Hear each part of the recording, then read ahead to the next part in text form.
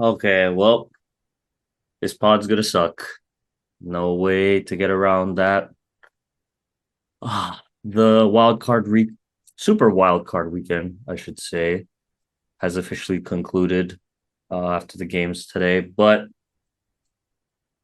we have to address the obvious, and that is our two teams' seasons coming to an end. Unfortunately, so much promise, both of our squads, but have to face the harsh truth that next week we will not be rooting for the Cowboys or the Dolphins as they were both bounced out. Pretty disappointing fashion, I would say, for both teams. But Matt, I know you probably had a rough go of it this weekend. Now you've had some time to, reflect on the game and the season after a day or so. So why don't you just get into it? I'm sure you have a lot to say. I'll sit back and I'll toast to the Cowboys and Dolphins sadness and my collective Dolphins fans sadness. But yeah, take it away, Matt. Yeah, well, this is something that I'm not looking forward to doing. Um, it almost feels like I'm at therapy, like you're like my counselor, and I'm like just trying to like let out frustration at this I'm point. just here to listen. Yeah, so that's kind of what it feels like to me. It doesn't feel like a sports podcast. Maybe it is for you. I don't know when you talk about your team situation, maybe that's how you feel, but that's how I'm feeling right now. Um, it's been 24 hours or so, roughly. Uh, Still feels like a bad dream, honestly. Like yesterday was terrible. Didn't want to talk to anybody. Um, Drank a ton of alcohol, which probably isn't the best way to handle disappointment. But I still feel disgusted, angry, sad, disappointed. And that's just me as a fan. And I can only imagine what that locker room of Dallas Cowboy players feels like with the players, the coaches, the front office, right? That's probably just a place you do not want to be in right now. Um, and why it's so frustrating is this team going into this game, everything was lined up perfect. Like you couldn't have asked for anything better if you go to the Dallas Cowboys. You were projected to kind of be, the fifth seed all season long, right? The Eagles are running away with the division. Even if you win a lot of games, you're not going to catch the Eagles. You're going to have to go on the road, a place where we don't like to play. But the football gods, I don't know how it came to be, but the Eagles melted down, gave you a chance to get back in the race, and you did, and you took advantage of it. You end up winning the division, and you get the number two seed, which means you were guaranteed at least two home playoff games if you took care of business. And that would have gave you a path right to the NFC Championship. And to me, if you get there, all hands on deck. It doesn't matter if I'm at home or away, if I'm in the NFC Championship game, because that's someplace that the Cowboys have not been since 1995. It's now 2024. I was not, none of, we were both not born the last time that happened. So it's been a long time. That would have been a success already. But you had the roster, the perfect construction, you could say, right? You had a quarterback that had an MVP year. You got a wide receiver one that just emerged onto the scene. You got a star defensive player anchoring your defense. I mean, it just all pros all over the place. And, you get to the moment and it's like you just go back to the bad things about the Cowboys, the penalties, the inability to make clutch plays. Your star players don't show up. You just get boat rushed by a team that's more physical than you. And Ironically, it's a team that's been giving you nightmares for years. And it's a different quarterback, too. So we all thought, oh, no big deal, right? Aaron Rodgers is gone. We got him now. Well, they might have found a quarterback that could be better than Aaron Rodgers in a Green Bay uniform, which is scary. But, going into the game, we were high. I was high. I thought we were going to win. I think everybody thought we were going to win. Um, which is why it sucks. It sucks so bad because the score 48-32, two possession game does not indicate how the game was played. It was a flat out embarrassment and a disgrace by the Dallas Cowboys. And, you can start, and nitpick, but, I'll break it down by like unit, I can say. But I'll start with the offense. Obviously 32 points. It looks good. Like you look at the numbers, Dak, wow, 403 yards, 3 touchdowns, CeeDee Lamb, wow, 100 yards for CeeDee Lamb. Michael Gallup had 100 yards receiving. Jake Ferguson had 93 yards and 3 touchdowns. You're like, wow, what a performance. Yeah, no, that meant nothing because all of that came in quote unquote garbage time. When you're down, you're hopelessly behind and you just put up stats just to make yourself look good. Because when the game was in the balance, meaning the first half, you didn't do anything. You scored 1 touchdown, which you honestly shouldn't have because there was a penalty that wasn't called on your guy. So you probably should have been shut out in the first half. The play calling I thought was just awful. And this is strictly Mike McCarthy. He is the play caller. Yes, he's the head coach. He's not the OC, but he's calling the plays. So he has control over that. And his ability to just not be able to adjust. Like the way it seems like Dallas played this year was if it's on script for them, right? They get a lead, the pass rush can take over a game. They're fantastic. They're going to blow people out. But if you fall behind, you're kind of in a dog fight of a game. That's not their cup of tea. And if the first reads aren't there, they struggle. They struggle to adjust because there's no ability to adapt to the game, the flow of the game. Right? You can go in to the game with a game plan. But if the flow of the game is completely different than what you expected, why would you continue to do the same thing that you've done all year? It's not going to work. And you have to be able to pivot because it's the playoffs. It's one thing if it's the regular season, right? It's the 5th game of the year, right? You got a long way to go. You're trying to figure yourself out. Okay, maybe you can try stretch it out. But there's no time to wait in the playoffs. And what I mean by that is Mike McCarthy, in this game, the ability to run the ball has been an issue for Dallas this year. And he set up Dak and the offense in terrible situations, meaning third downs. And I say all the time, if you win third downs, most of the time you're going to win the game. But on first down, you can run it, you can pass it, whatever. Normally, we like to throw it on first down early because we don't like to be in second and long. So if that's the case, and if you're in second and long, don't run the ball on second and down every single time because you're stuck at 3rd and 8, 3rd and 7. And then you get into trouble. But that was a constant theme I noticed. You're forcing Dak to play behind the sticks. That's not where he's good at. Most quarterbacks, they love to play third and short, if anything, right? Get them in a rhythm, get them on the move. There was none of that. Dak was a sitting duck for the most of the part in this game.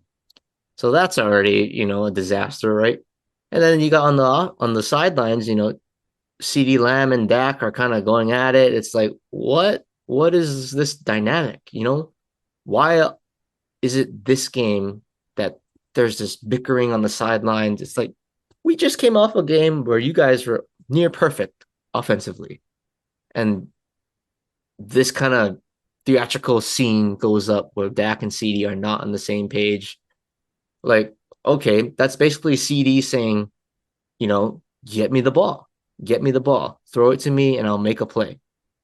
But there's a difference between throwing him the ball and forcing him the ball. And what I mean by that is you don't just throw it to him every play. Now, if you have a look and if he has a one-on-one matchup, that's when you're saying, yes, throw him the ball because he's going to beat one-on-one coverage and he should.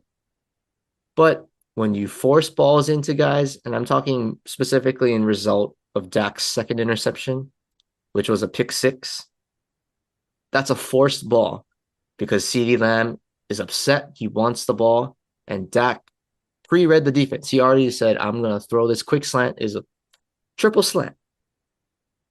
And Darnell Savage made a great play. Great play. Because he was untouched. That just shows they watched film. They knew exactly what was coming. Because if you watch the tape, Brandon Cooks is wide open on the inside. CeeDee Lamb is in the middle. Gallup's on the outside. He throws it to CD. Darnell Savage breaks off of Cooks because he knows the ball is going to CD, and he houses it for a pick six. But, you're trying to force the ball to CD, calling everything to go to CD. That's not how you win games. You have to be able to involve everybody else. And, to some degree, yes, Jake Ferguson had a good game in the second half, but it's a little too late. And, it's just disappointing. It's really disappointing. Dak, I can go on in here and rip him. He was bad. He was really, really bad. And this is the thing that Cowboy fans despise about Dak Prescott and why I was so upset with him, especially last year. Because when you need him most, that's when he comes up the shortest. And it just frustrates you. And off the season that he had, he's in the MVP conversation. I don't care what anybody says. He might not win, but he's in the MVP conversation. And I expect a quarterback who's in the MVP conversation to be able to lift me up a little bit. And he didn't. Those two picks should have been two pick sixes, by the way. But you cannot turn the ball over in big games. And that was the knock all last year about Dak Prescott because he led the league in interceptions and he missed a handful of games, which is embarrassing. So it was bad. I can go on and on. I'm not going to do that here, but he was a huge reason why. Primarily, I personally don't think he was the reason why we lost. There was other things that factored into this game, but he was not good. And we got to point that out. But speaking of that, I'll move to the defensive side of the ball because I'll be honest, my gut is telling me this is where we lost the game. It's not the offense. It was the defense and the way the tone was set to me on the first drive of the game. That dictates the game to me. The first drive of the game, whether you're on offense or defense. And for the Packers, I was saying, oh man, if they get the coin toss or if they win the coin toss, if I was them, I would take the ball and try to get a lead on Dallas. As a Packers fan, that's what I'm thinking. You should do that. And Matt LaFleur was spot on, right? They win the toss. Normally, guys, they want that double possession. They'll defer, but with the way Dallas is constructed and how they like to play, you don't want them to get a lead. You want to be the team in the lead, controlling the game, controlling the clock, running the football. And that's exactly what they did. So I give them credit for that. But on Dallas's perspective, that first drive was the tone setter of the game, right? You come out, first couple plays, Aaron Jones gets the ball, stuff him, right?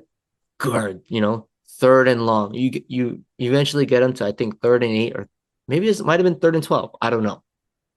But you have a chance to get off the field early, and Deron Bland gets a illegal hands to the face, 5 yard penalty, first down. Right? Kind of goes back to everything we say. The Cowboys, the penalties, they lead the league in penalties. And sure enough, it comes at a terrible time when you had a chance to stop them and you get the ball back, and then you can go down and set the tone. But no, you get the penalty, right? Aaron Jones gets going, he heats up.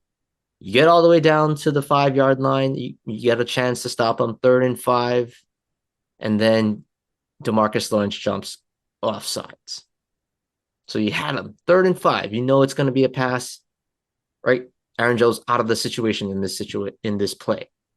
But you get the penalty by D-Law jumping off sides. It's been a theme. I cannot fathom why that's the case.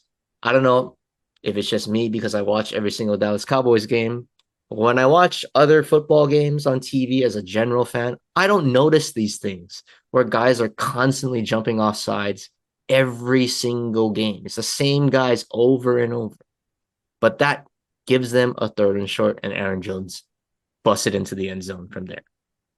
And you could already tell after that moment, I was like, this is bad if Dak doesn't answer with a touchdown. And we didn't. And I don't blame, and well, not to say I don't blame him, but I was kind of expecting, like, okay, we need to score a touchdown now. And the fact that I was pressing as a fan down 7-0, the players probably were doing worse. And it looked like it, honestly. So the defense, you didn't set the tone. And when you had a chance to get off the field, you didn't. But, what was so frustrating to me about this game was the scheme. It was really the scheme. Dan Quinn, a guy who has been a godsend really for this defense. He takes over from Mike Nolan a few years ago when we had the worst defense in football. And Dan Quinn has done some great things with this team. But you just got out-coached by Matt LaFleur in every single way. I mean, the weakness of this team has always been run defense. It's been a problem the entire year. And I knew exactly as soon as we played the Packers, and I told everybody that knows football, we cannot let Aaron Jones beat us. I mean, if Jordan Love, he did his thing. Jordan Love was fantastic. But if I lose like that and we shut down Aaron Jones, okay, you know what? I can sort of swallow that. But I cannot have Aaron Jones run down my throat every single play for chunk plays, because that's exactly what the Packers wanted to do. And it's coming and you still don't adjust for that. That's what's frustrating. I read a stat. There was 54 plays for the Packers. 48 out of the 54 plays, you had 6 DBs. 6 DBs! 6 DBs, and they're running, and you put 6 defensive backs? Are you kidding me? Like, if you're going to do that, at least stack the box. But no, what does Dan Quinn do? Keeps his 2 safeties back. That's automatic. You're going to check to a run if you're the Packers, or you're calling a run. And sure enough, they gashed you. Like, what the hell was that? Like, you're a NFL coach, former head coach. Where is your ability to adjust? That's what frustrated me about this Dallas. McCarthy, Quinn, everything has to go their way. You have to dictate the tempo. And that's exactly what you want to do as a coach, as a team. But not everything is going to go your way every single game. And that's what makes great teams great. That's what separates the good coaches from the great coaches, right? They have a game plan. The game goes this way in the first couple of drives. They say, F it. We're going to do this now. We're going to pivot. We don't pivot. There was no pivot from this defense. Dan Quinn, you come into this game as the team that always runs man coverage. Why? Because you got good corners on the outside on paper, right? Trevon Diggs goes down. Tough loss for us, right? But you still had Stephon Gilmore. You had Deron Bland out there. And Jordan Lewis has been playing pretty well, honestly. a guy who I'm not a fan of most of the time. But the past few weeks, really since the I think it was the Miami game, honestly. Like he's been arguably our best corner out there. So you got corners that you trust to me in coverage. Now, why the hell are you all of a sudden going to start changing and play zone most of the time? You play man primarily. You stick with your man coverage. Why did you? That's the one time you pivot is you play zone when you never play zone. Now, it's one thing if you're playing man and you're just getting absolutely cooked, but you went straight to zone without giving your playmakers a chance to make plays. Like, why? Because Gilmore was injured? I don't give a shit. He's out there. You treat him as such. If he cannot go, so be it. But I don't want you to just baby Stephon Gilmore because he has a sore shoulder.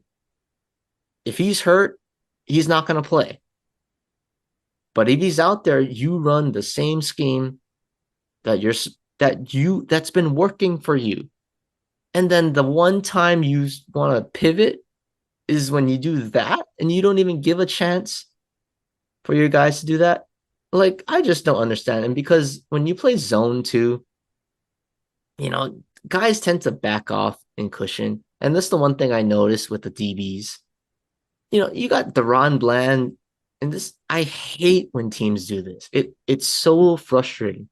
You got like 3rd and 3, and you got your DB giving 10 yards of cushion. Like, dude, you know exactly what they're gonna do if they throw a pass. It's gonna be a simple hitch or a simple out route. And that's exactly what they did in the Packers when they had to convert those critical 3rd downs. And what's so frustrating, it's not Jalen Reed. It wasn't Jalen Reed doing that, right? Jalen Reed had no catches in this game. Number 1 receiver for the Packers going into this game. If you told me we were going to hold him catchless, I would say we would have won by 20. But no, Deron Bland, you're scared of Luke Musgrave beating you? A freaking tight end? Like, no. Get your ass up to the line of scrimmage and check the guy.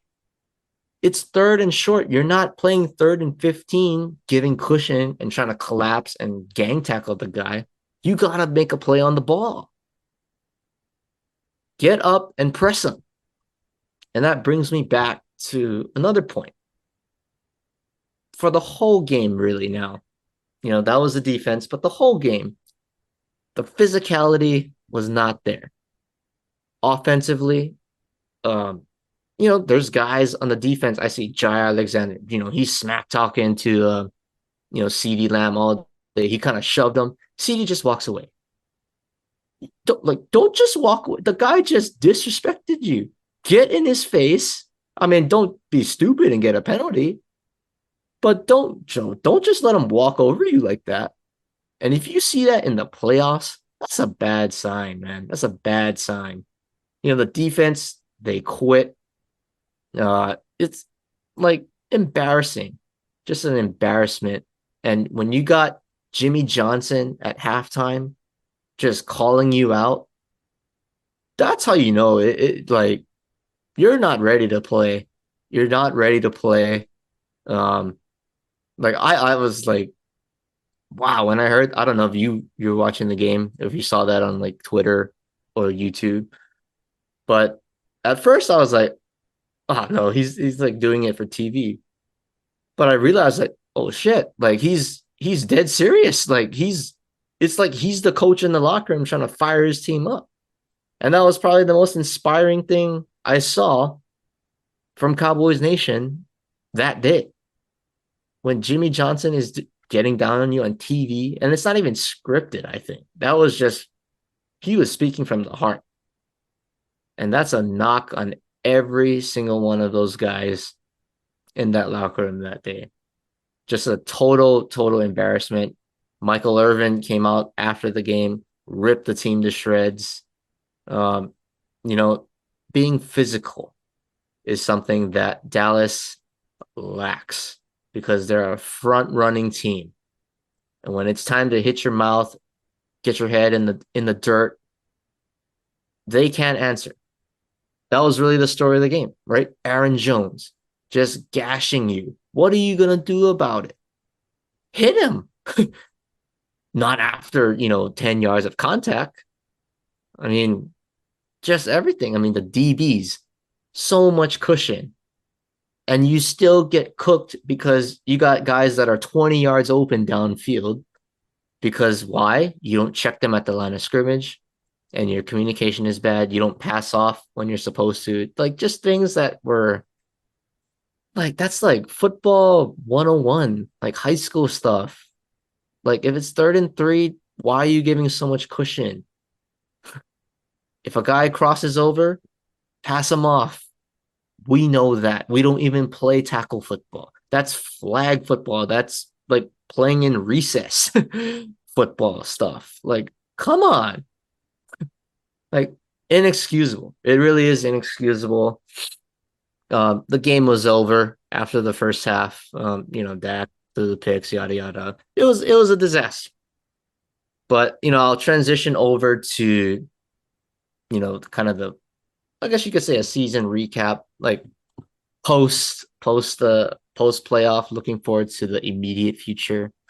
Uh, Season as a whole, 12-5, 3 years in a row. Great. I mean, that's great. But to me, the season is a failure. The season is a failure because this team is built to win now. And I don't know what was the most disappointing. 2021, we lost to the Niners at home, right? That was a tough, the whole quarterback draw. Last year, right? You beat Tom Brady, but it was one of the worst Tom Brady teams in the playoffs that you could have played. You get out physicaled, out muscled by San Fran, you lose, and then this one,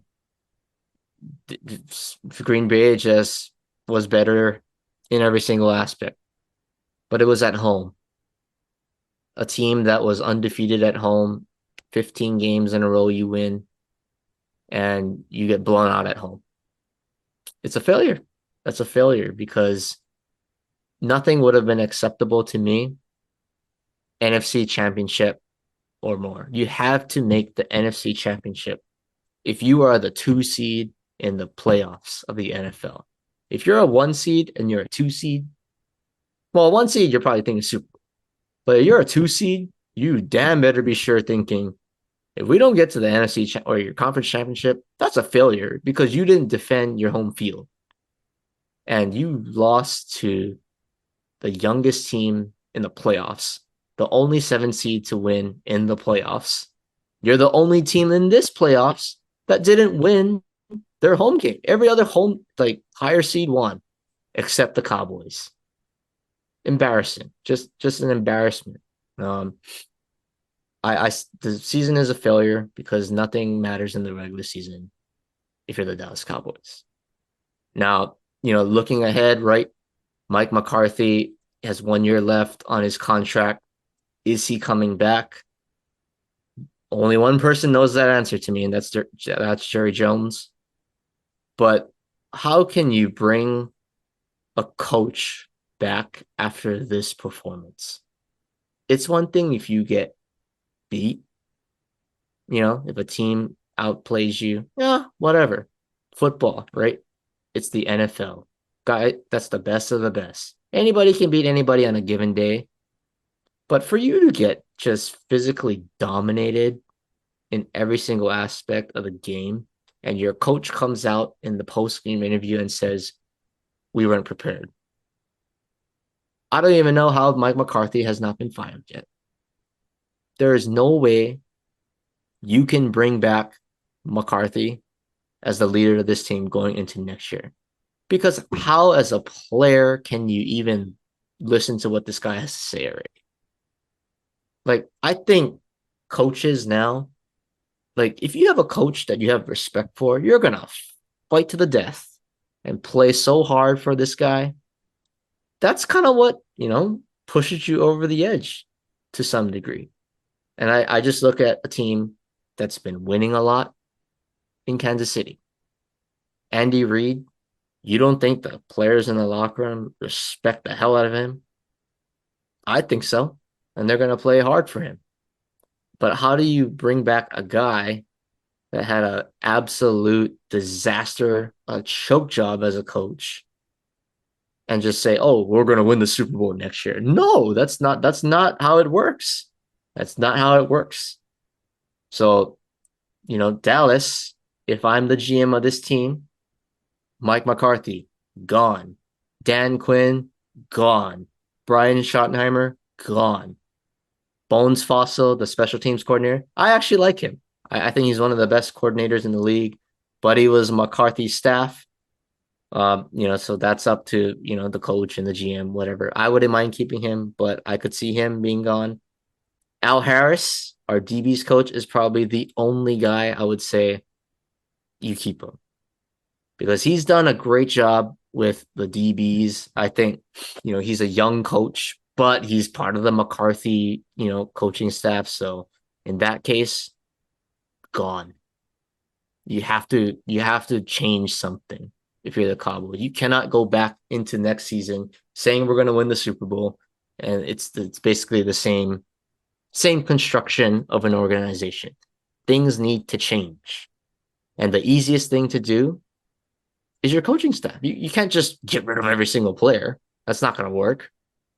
But the players, you still got quality. You got like how many? So it's 7 Pro Bowlers on your team. That's pretty darn good. The Packers, by the way, had none, or all pros. They had none. You had 7. So, it's not like the players got to play better, but the nature of the business is you can't get rid of everyone, but you can get rid of the coaches, and the coaching staff needs to change. Now, with that being said, who is going to be the coach if McCarthy, or I should say when McCarthy is gone? I don't know. I don't know what the right answer is. But the one thing I do want is I want a coach that's going to be based off of being a physical football team. I don't want a finesse coach already. Like, you can have a great offensive mind, but you've got to preach physicality because, you can be the high flying show, in the regular season, right? That's going to win you games. But the playoffs is a totally different animal. The teams that are the most physical typically do well and have long runs in the playoffs. So I want a coach that's going to bring physical toughness offensively and defensively. That's the identity that I want. And the easiest answer is, what about Belichick, right? He's just sitting there. My heart is telling me no. My heart is telling me no on Belichick. Maybe he is. I don't know. I don't know enough, but my heart's just telling me no at this point for a Cowboys season because it's kind of like the McCarthy situation. And to me, you fired Jason Garrett a few years ago. You brought in Mike McCarthy because you wanted a coach that's experienced and that had a Super Bowl pedigree. Obviously, that didn't work. It didn't work.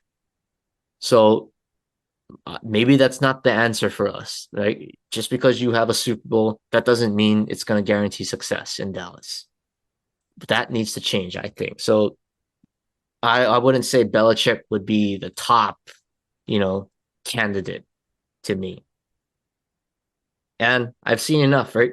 Belichick has only done well with Tom Brady, and Tom Brady ain't coming back to play. So I'll just leave it at that. But, if there is that like one defensive minded coach that I would maybe consider, Mike Vrabel. Mike Vrabel is an interesting one. He's a younger part of the Belichick tree, but I feel like he's a intense, like he gives off like physical, intense vibes. He's a former linebacker, Patriot Way. He was part of that team. He was let go by Tennessee. I'm not asking him to be the GM. I'm just asking him to be a head coach. to have a guy that you want to play for, bringing intensity every single day, a physical approach to the game. That's something, if it's a defensive coach, let me think about that. You know, that would be interesting. But the ones that I look at to me is Ben Johnson from Detroit and what is it, Slovak from Houston, the two OCs. That's an interesting one because I look at their pedigree. Obviously, it's like the next wave of coaches, young coaches taking into the league. Both of them offensive minds. But I look at with what Slovak does for Houston, right? He just like look at what CJ Stroud did this year. But not necessarily CJ Stroud. That's a huge thing. But I'm a huge guy of running the football. And Texans aren't the number one rushing team in the league.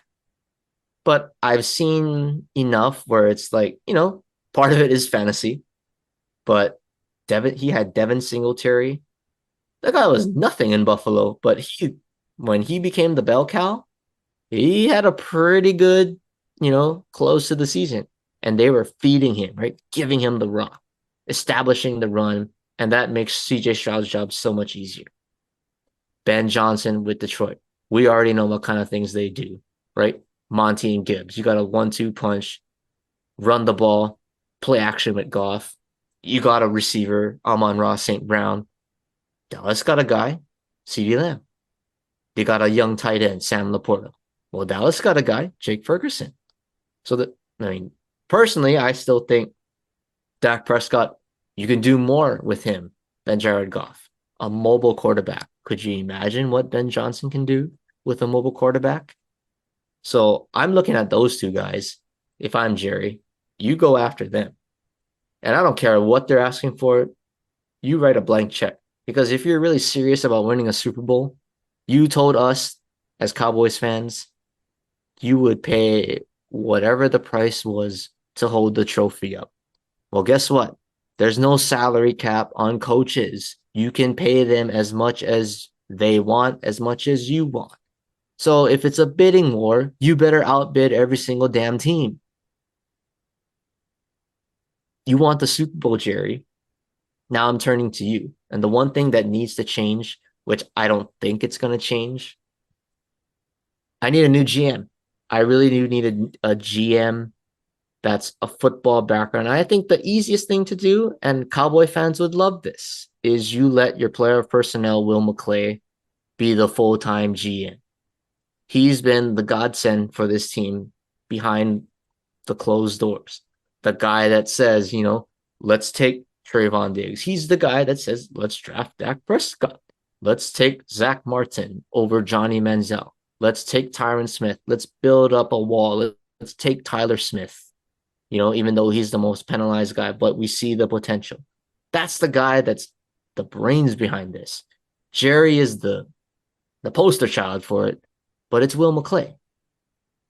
But if Jerry's the GM, he's always going to have that micromanaging sense, the final say. Jerry, look at everything in the past 28 years. What's been the common thing? You are the common denominator. Obviously, what you're doing, it's not working. I'm not saying you have to, not be involved, but you shouldn't have the keys to the kingdom already in terms of the football business side. I think you need a real GM to really work this roster, really work the magic of this team. And Will McClay is that guy. You have him in-house, just promote him. You're an old man. You're 81 years old. You have no business working a full-time job. Be an owner, market the team. You're great at that. Do that. But the football stuff, you got to be able to back off. But the one thing you can do is you can help us pay for a new young head coach like a Ben Johnson, like a Slovak from Houston. You can back off. You can help with that aspect. But outside of that, back the F off and let the football guys do the work, because there's a lot of work that needs to be done.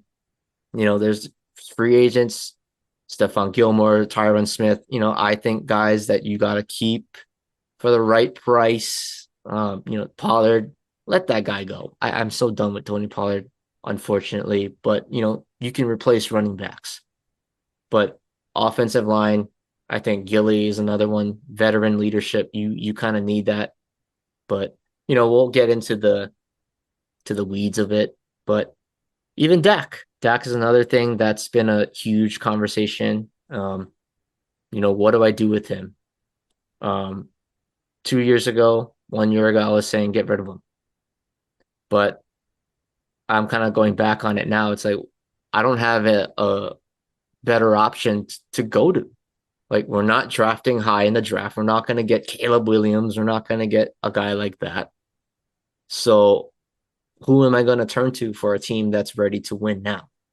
Dak is our guy. So the only way you can do that is you got to extend him because he's got a $60 million cap on your roster. You're not going to be able to sign nothing. You got to sign CD. You got to sign Micah. You got to pay those guys. And the only way you can do that is you got to lower the cap.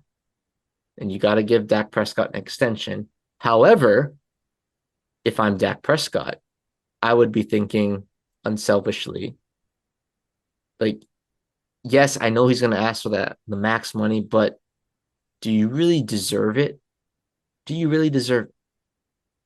That's the thing that you need to ask yourself, Dak. You're America's team. You make so much money off the field, more than possibly most of the quarterbacks, except for maybe Mahomes, right? You make money off the field. What is it going to hurt for you to take a little bit of a pay cut if you really want that Super Bowl? It's not like you're struggling for money, but if you really want to win, you better sit back and think about what kind of contract you want. So I'll leave it at that. I don't know how long that was. A little long, but it's all right. But I this is gonna hurt me for a while, but I know we have other things to talk about on this show. I know you need to let some stuff off your head, so I'll spare everybody. I'll keep suffering for another few days, weeks. I don't know how long it'll take, but I'll just leave it at that. Overall, just a total embarrassment. Ooh, okay, well, glad you were able to get that off your chest. Gave me some time to collect my thoughts as well, but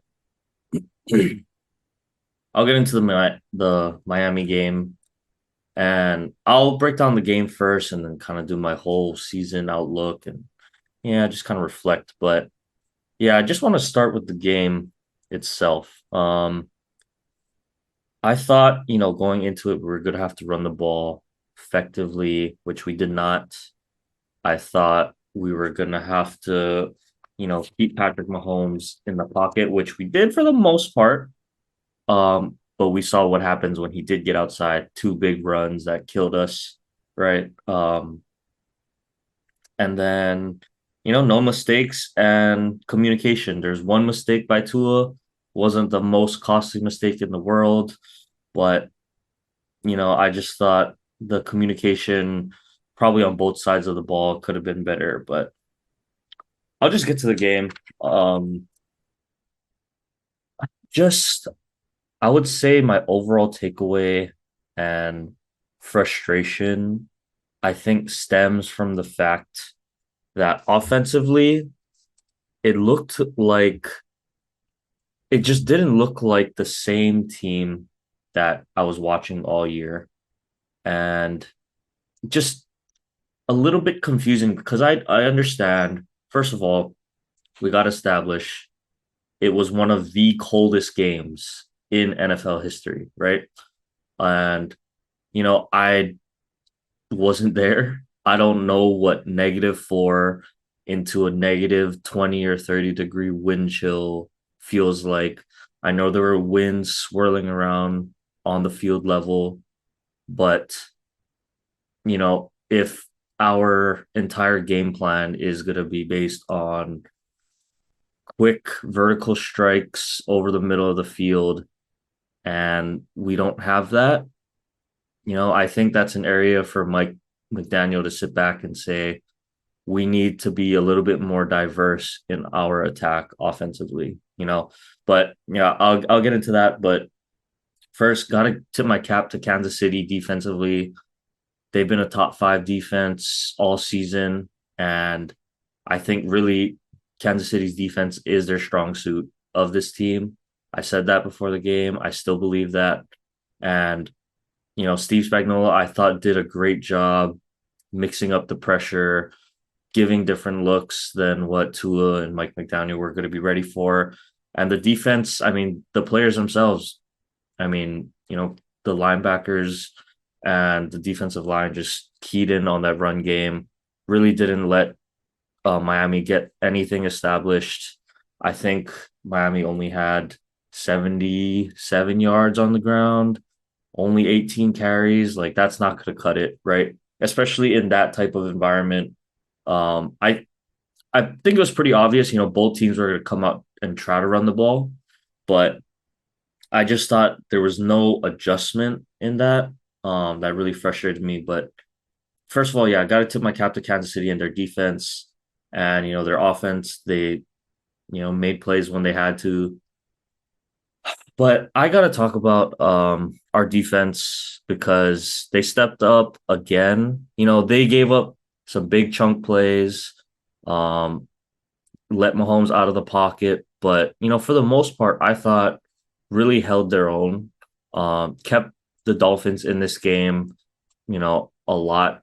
I think they forced um what was it, four Kansas City field goals inside of the red zone, So I mean, essentially the ultimate bend but don't break defense in Arrowhead under those conditions, not to mention down, I think it was like six starters on defense, right?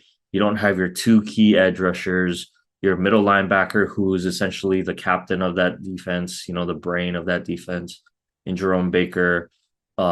Your best safety, one of the best safeties in the league in Javon Holland, Xavier Howard, who has essentially led the league in interceptions since he's been in the league. Like to be down that many guys and to keep Kansas City, pretty much in check until the end.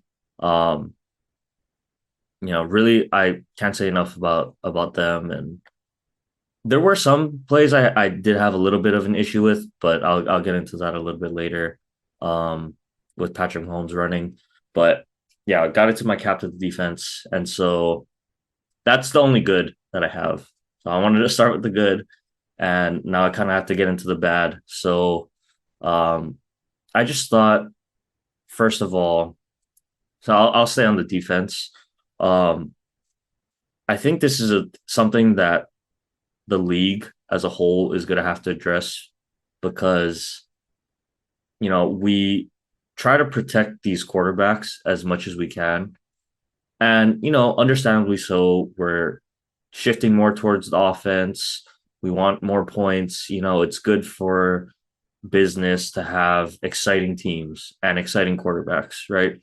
Josh Allen, Patrick Mahomes, these guys that can run the ball, Lamar Jackson, Jalen Hurts. It's good for the league to see these kinds of playmakers and quarterbacks. But I mean, essentially, I was upset on the too long Patrick Mahomes runs because it looked like, Eli Apple, Duke Riley, these guys just gave up on trying to tackle Patrick Mahomes. And I'm not, in the meeting rooms and I'm not on the field, but I don't know if it was just a lack of effort, which, first glance you can't that was my initial reaction. Like, what are you doing? This is the playoffs. You can't just let these guys run right by you, especially Patrick Mahomes. Like go hit. That's your chance to like hit him. You know, so I just couldn't understand like why you're just letting him skirt past you. But then I kind of realized it's a bigger issue. I think that overall these quarterbacks like the defenders are scared to like hit them, essentially because I mean they pretty much just get um especially with Patrick Mahomes and Josh Allen, like you breathe on these guys, you're gonna get a flag for roughing, or an unnecessary roughness. Like, I don't know if that's just them not wanting to get the penalty, but it just adds this extra layer of protection for the quarterbacks. Like the Kenny Pickett fake slide, right? That's a great move, right? But that's literally an impossible task for defenders. If you think they're going to slide or you assume they're going to slide, and it's so close. Like as they start their slide, you just have to bail on the play, right? Um, with how protected these quarterbacks are, I just think it's so hard, um, to make up your mind in that split second. Do I hit him or do I not touch him? Do I hit him or do I not touch him? And by the time you make that decision, it's like, no, I think he's going to slide. And then, oh, he's right by extra 10 yards. And I don't know. I just think that's something that has to get addressed in the league because I saw Josh Allen do it today. On his long 52-yard touchdown, he essentially gives like, it's not even a juke move. He just kind of chops his feet, freezes the DB because he thinks he's going to slide, and just takes off running again. And it's like, how do you defend that as a defender? Like, do you just have to accept the 15 yards? Maybe that's just going to be the teaching point. Like, nah, you hit him no matter what. Have it in your mind to hit him. And if he slides and, you don't pull up in time, just you have to take the penalty. But, don't let them get any more yards as a runner. Um, Other than that, I thought, for the most part, they did their best, man. I mean, um, down that many guys, we couldn't get any pressure with four, but we pulled three guys off the street in practice from, to the squad this past week. So, I mean, I don't blame Vic Fangio. He had to do what he had to do. He had to blitz to, get pressure on Patrick, but he killed him every single time. They had the perfect routes for man, knew exactly where his guys were going to be, whether it was Kelsey, who had another bad game, but, made a couple plays when it mattered. Rasheed Rice was kind of the star, right? Getting the one-on-one matchups. And there are certain routes, right? Like when you're in man, any almost like double move, it's like so hard to guard, when all you are doing is straight up you versus another guy. And you know, he could break right, he could go straight, he could stop, he could break in. It's like how do you guard that? These are our professional athletes. So I don't blame them, but I thought Kansas City just came out, executed better. That's kind of the theme. And then so now getting to the offense, which is what I have this whole theme now. I'll talk about it in the rest of the segments too, but it's really the identity and game plan execution that I've noticed that means more and more, no matter who you have at quarterback, no matter who you have at your skill position players, both sides of the ball. Like, who is going to know their identity and who's going to execute their game plan better? That team, 9 times out of 10, is going to come out ahead in these crucial playoff games. So what I mean by that, basically, Matt, is I alluded to it earlier. This Miami offense, quick passes. Tua led the league in snap to throw, right? But also was top 5 in yards per attempt. That those two don't really coincide with each other, right? So how are they doing that? Well, we have Jalen Waddle, we have Tyreek Hill, we have speed guys on the perimeter that are running vertical routes. We have the motion, leads to these vertical in breaking routes over the middle. I think we threw like 2 or 3 of those the whole game, right? Kansas City, tip your cap to them, but they took it away. And so the thing that was frustrating for me was, if we don't have that, essential piece of our offense, then are we just nothing? Because we turned into a screen, bubble, short, intermediate passing game, or not even intermediate, short passing at or behind the line of scrimmage, and once they keyed in on that, the defenders just started like, they turned into like missiles. They're just waiting. Oh, there's a quick pass, boom. The secondary's young, they're fast, they're explosive, they're ready, and they were physical with Miami the whole day. Um, so I guess just that lack of, I don't know, game plan or execution just really frustrated me. Um, Patrick Mahomes was unbelievable against the blitz, like I thought. And Tua, I don't know if it's him. I don't know if it's the routes, combinations, the offensive game plan, but it seemed like he didn't have a lot of places to go most of the time with the ball it's like he has to just wait for his route to get open. If it's not there, all right, we have to eat it. Or okay, we have to throw it at or behind the line of scrimmage. Like we didn't have any man beaters. We didn't have any of these other play calls ready to go. So they just seemed unprepared offensively. And that to me is the most frustrating part. Because, like you said, if you get beat, it happens. But it just seemed like Miami wasn't prepared enough, didn't execute the run blocks well enough. We didn't have any answer for the blitz. And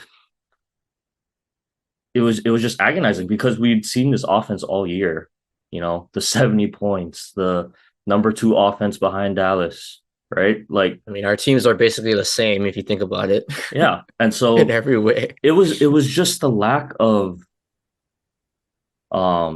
game plan for that and the in-game adjustments. Like I think the offense is so timing based, with the routes that they run, with Tua's anticipation, hear that all the time. But I think there's gonna have to be some wrinkles thrown in, to where Tua has a chance at least to, have a secondary third option in the play where it's not just everyone has to run their route perfectly, for a play to work out. Right. I think we need to have a true, okay, 1 option, 2 option, 3 option, type of system. And the timing based offense is great, but I don't know. It just seemed like we had no answers, and that was probably the most frustrating part, on offense. And so that's pretty much all I had game wise. The two ref things I need to bring up about this game, and I hate that I even need to bring it up. Um, One of them didn't end up mattering, but I don't know if you saw, Matt. Patrick Mahomes on one of his runs got a piece of his helmet broken off, Yeah. right? Chipped off. Chipped off. And so I know I don't think you were watching the game live, but the refs pointed it out to him, and that's an equipment failure problem, right? It's third down, third and goal, right? The refs called a like timeout, a free timeout essentially, to let Patrick Mahomes change out his helmet and stay on the field. And it's like, when have players, I don't care who it is, right? You have an equipment malfunction, you got to get off the field and sub out so you can get, especially if the play clock is already running. If it's a dead ball timeout, whatever, injury timeout, okay, whatever, go do your thing. The play clock had already been running from 40. We're going down, right? They tell Patrick, hey, your helmet's broken. You need to go change it out. You can't be on the field. I don't know what he said. They gave him a free timeout. They stopped the clock. They stopped the game for him to go change out the helmet. And it's like, what? Why does third down, by the way? So if we go by the rules, he has to come out, or like, if he can get the helmet in time, that's great. But he didn't have time. So they called a timeout just for him to get a free. I'm like, what? Even Mike Tirico goes like, hey, I know it's Patrick Mahomes, but shouldn't he have to come out? Like, Jason Garrett, who's calling the game, yeah, he should have to come out of that gate, if they can't get the helmet out in time. See, I wasn't sure if it was like, oh, if the I know if the helmet comes off, you're supposed to sit out for Yeah. at least a play. Yeah. That's a tricky one. So I wasn't really sure, but okay, I But guess like that kind of just answers the say like question. any equipment failure, right? It's not on the refs to give you a free say like you lose a shoe, right? What the ref's gonna call timeout so you can go put on your no. Like either your team calls a timeout, right? Or you get out so your sub can go in and you get Right. your equipment replaced. They gave him the refs, Matt. If Kansas City calls a timeout there, all right, whatever. Call timeout. Patrick got to fix his helmet because it's busted. Right. All right. The refs called the timeout. No charge timeout to Kansas City. No explanation. So I'm okay, whatever. Typical, ref. Didn't end up mattering because they don't convert the third and goal. But I was already like, okay, well, I see how this game's gonna go. Um, and then at the end, it's still 19-7, fourth quarter, looking pretty bad because I mean the game was essentially over already. But it's still fourth quarter, 6-ish minutes, I think, left to go, and it's 3rd and 20, right around the edge of field goal range for Kansas City. And lo and behold, Patrick Mahomes drops back. They don't convert the 3rd and 20. I see the flag on the field. Christian Wilkins roughing the passer. So, I mean, you know what? I've accepted the fact that Patrick Mahomes and Josh Allen are babied. And any little push or shove or contact to them after the play, it's going to be a flag. All right. I've accepted that. Christian Wilkins, as smart as he is, has to know better. It was 2 steps. It was within 2 steps, by the way. But who cares? I don't. Refs That's the don't care. rule. Two or less, it's okay. So it was within 2 steps. By the way, it was on his second step that he bumps him. Whatever. I already don't expect to get the call because it's Patrick Mahomes, right? So whatever. My issue is that Justin Houston on the opposite end is getting blatantly held. Like the left tackle's arm is completely wrapped. Like he gets beat, so he just grabs Justin Houston on the other end. Like his arm is like flailing up. No holding call to cancel out the play. Like at least give us the holding call because he's being held, And if it's you're literally looking in the backfield to call the roughing, you're gonna ignore the holding though. So I mean, like I said, it probably wouldn't have mattered because 19-7, our offense hadn't done anything. But that's the same drive. They go ahead, punch it to 26-7, and then the game's really over, right? Um, I don't know, just gonna see how the game is called because the NFL got their Kansas Their City Buffalo golden boy matchup, their matchup. Golden Boy matchup. So I don't know who they want to win. Maybe it'll be a fairly called game for once. So I don't know. But yeah, I guess Matt, now I get to look back, reflect on the season a little bit. Tua, start with Tua, he did what he set out to do. He played every single game, right? Didn't get hurt.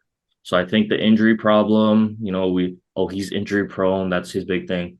Well, he's shown that he can play a full season, right? First of all. But I think adjustment wise,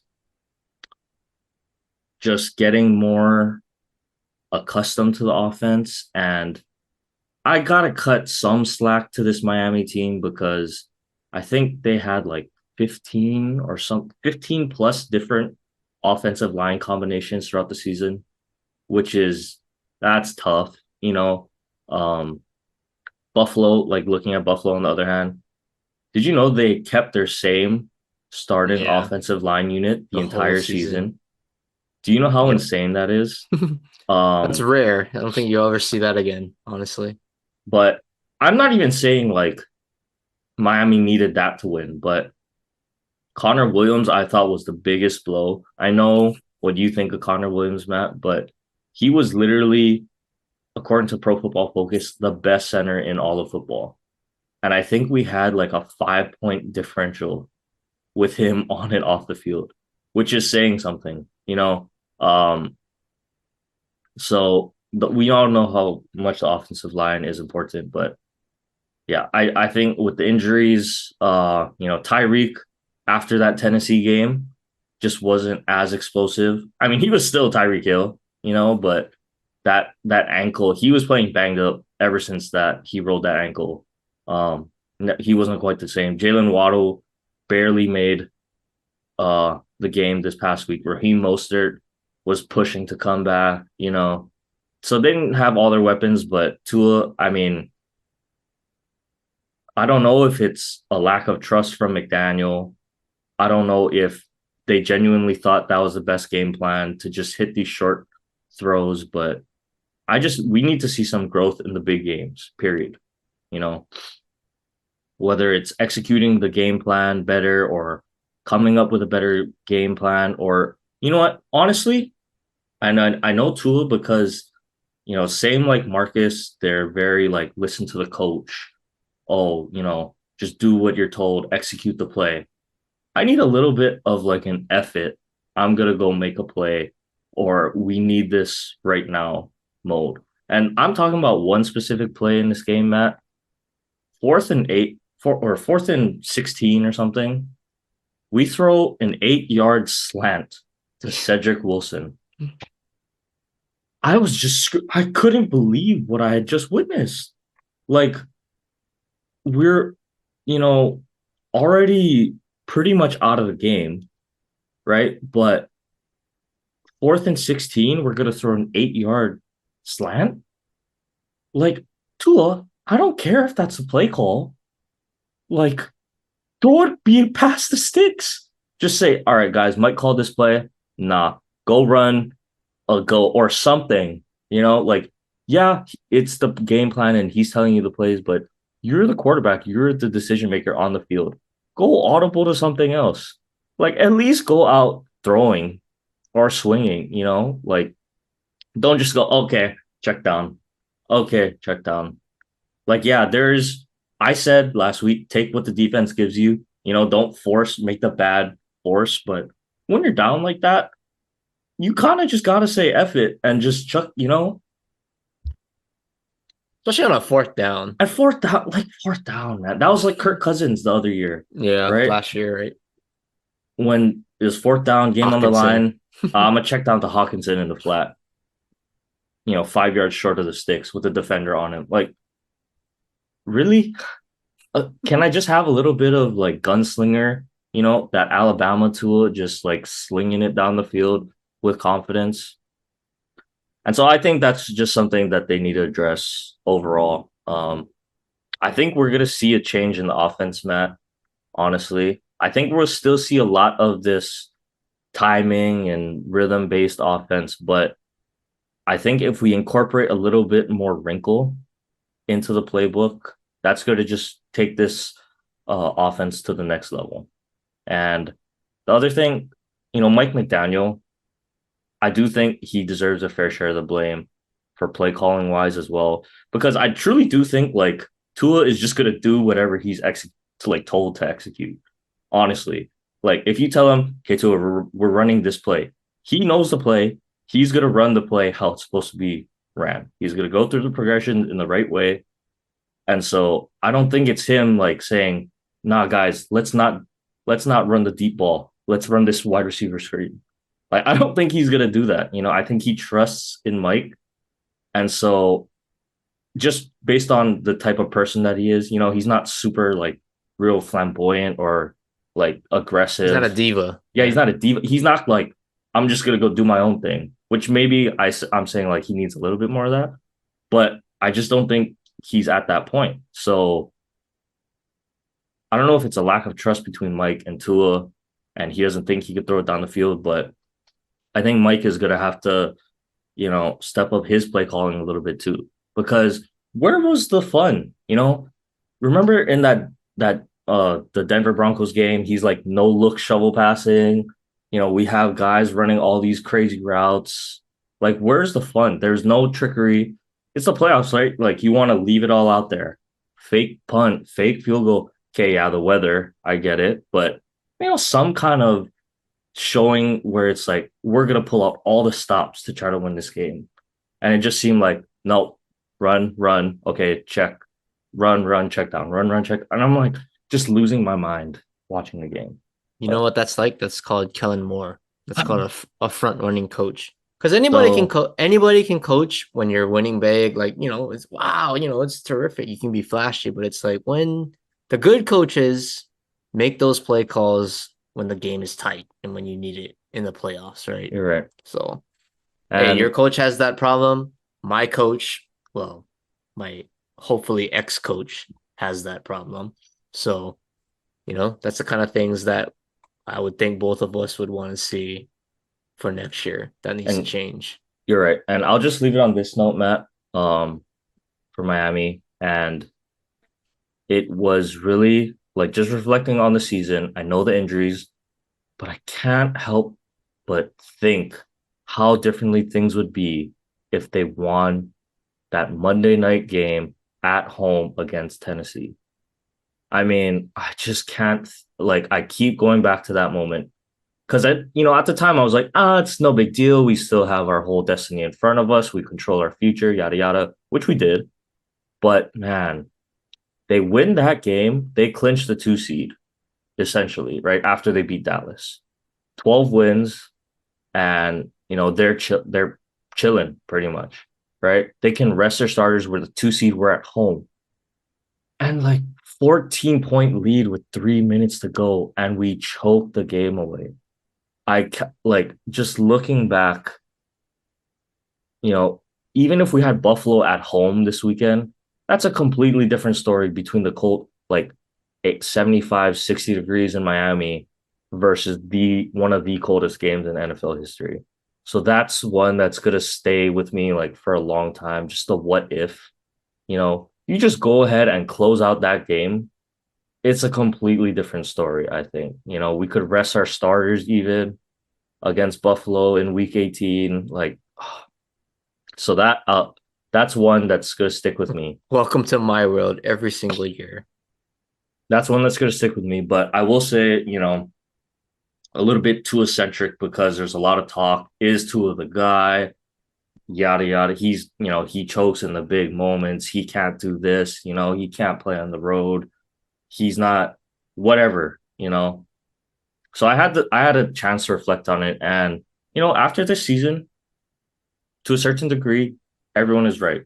He hasn't shown up when it counts in the big moments, in the big games. And I'm not saying he's not clutch because he's had game winning drives. Like I've followed his entire career, even this year against the Chargers, right? The first game of the season, that shootout between him and Herbert.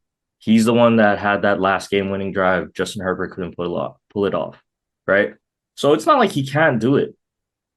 So I know he can do it. It's just I don't know if it's the pressure or the system or something, but he and Mike have to work together this offseason to figure out what the problem is against these top tier teams. So that's the first thing. And the second point I want to say to everyone saying he can't, he's not the guy because they can only play at home. Miami's they're all flash, no substance. They can only play at home.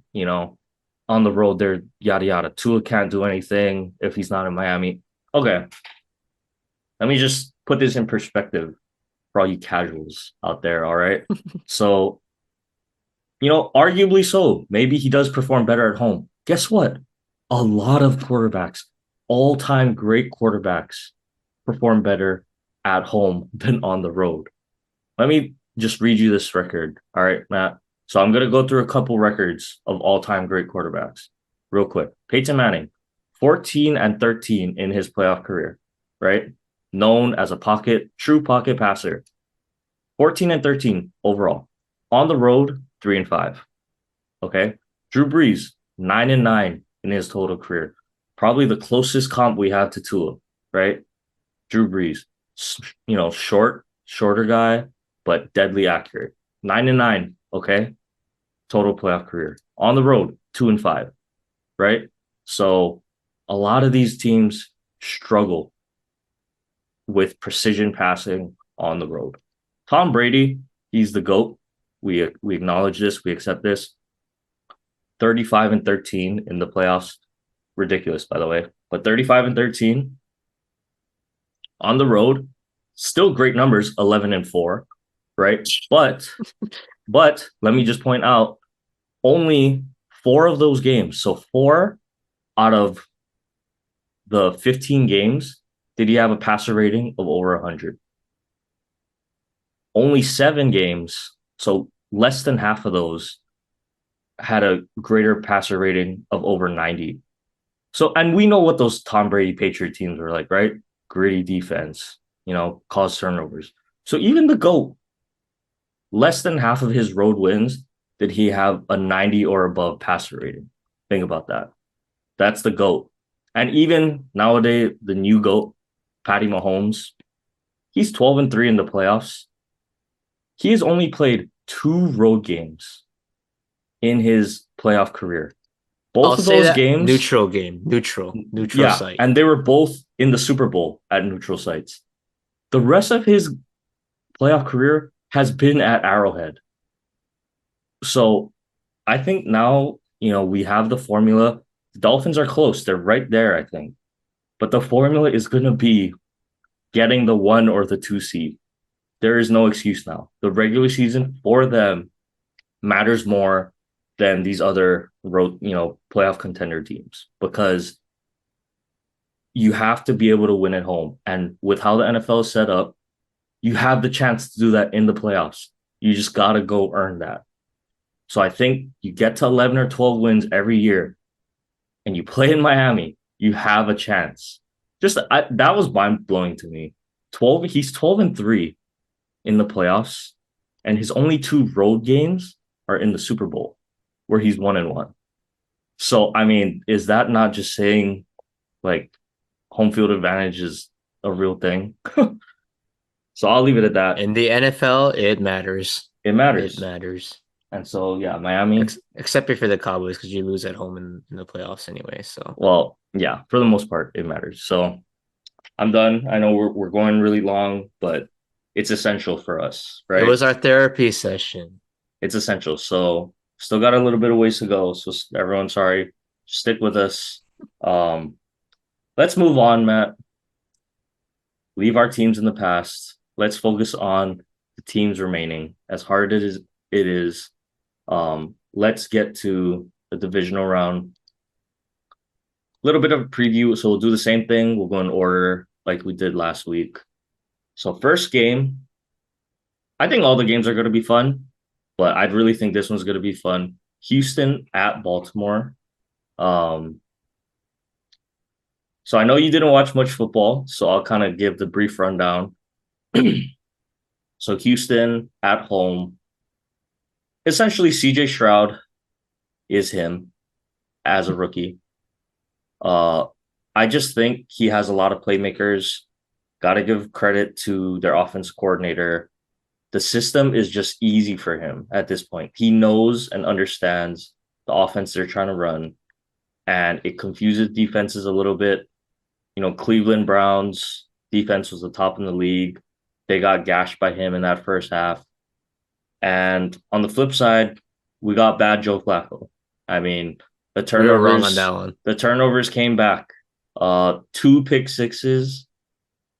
Yeah, that 2 pick sixes on the road, that'll pretty much put a fork in you, right? So I don't know. I'll just say that in that one, TJ took care of the ball. They executed a little bit better. I thought there were no wow throws, like that other week against the Colts, but he hits guys when they're open, doesn't turn the ball over. That's pretty much what you want out of your quarterbacks, right? In the playoffs, especially. So I think really good game there, but I think the Baltimore Ravens at home, off rest, Lamar, MVP season.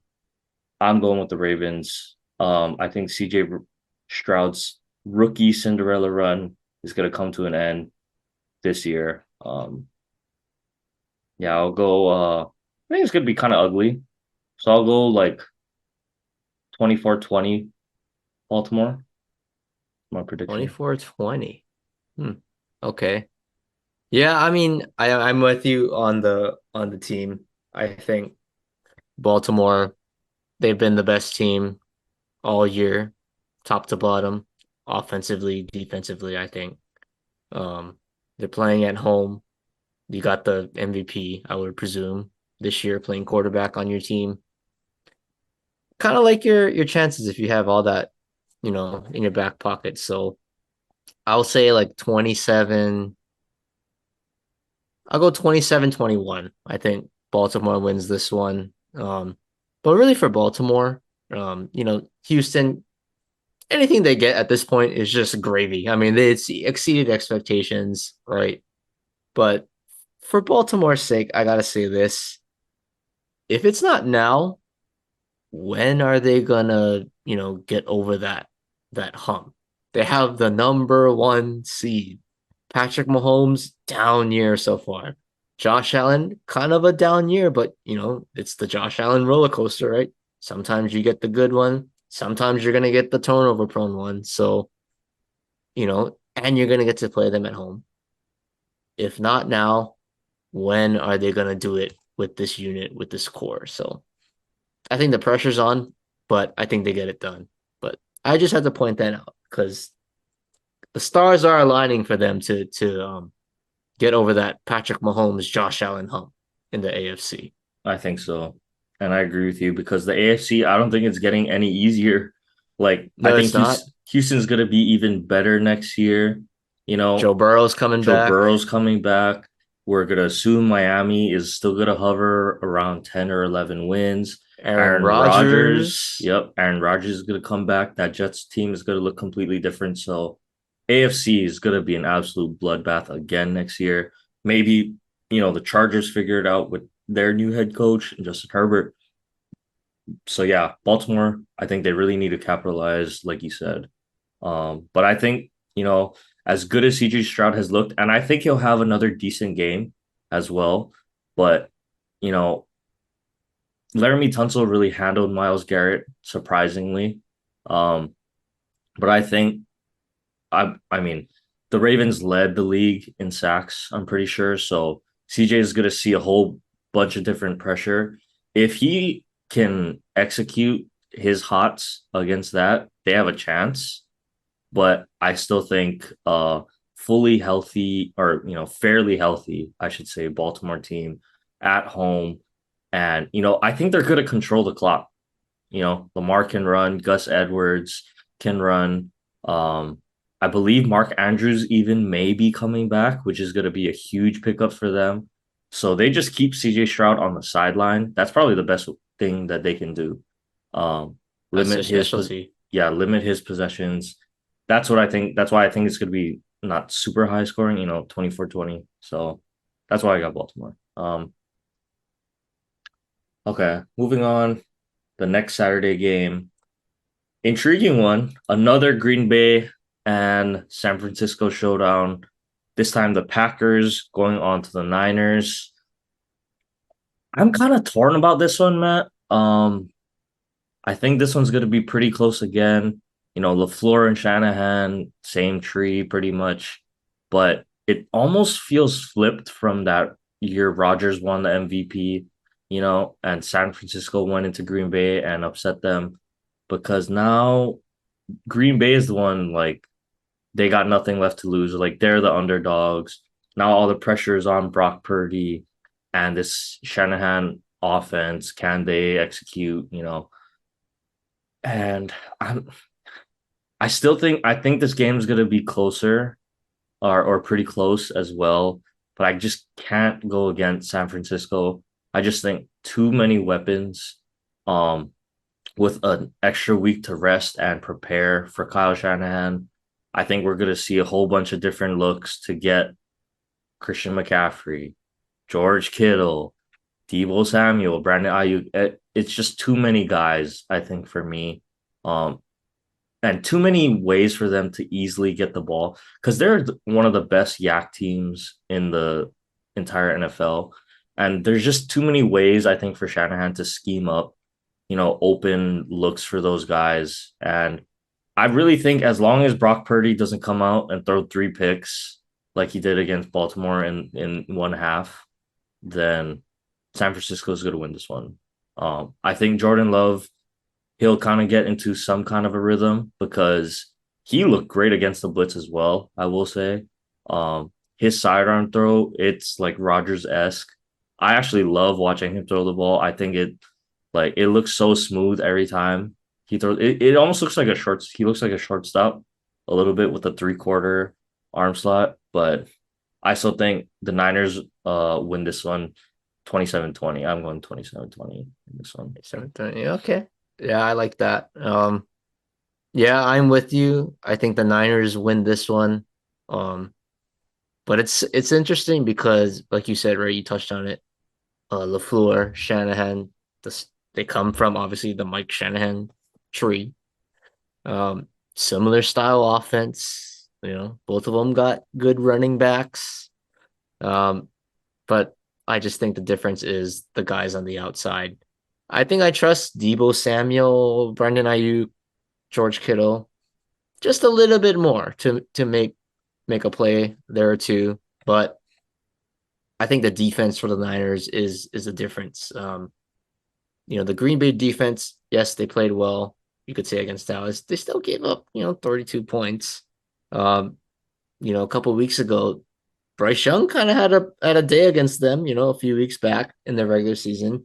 We all know what Carolina looks like, so I think it stays close for a little bit, but I think San Fran pulls away at the end. I think it's going to be something like 31-20 San Francisco. I think they control it really in the fourth quarter, kind of pulling away.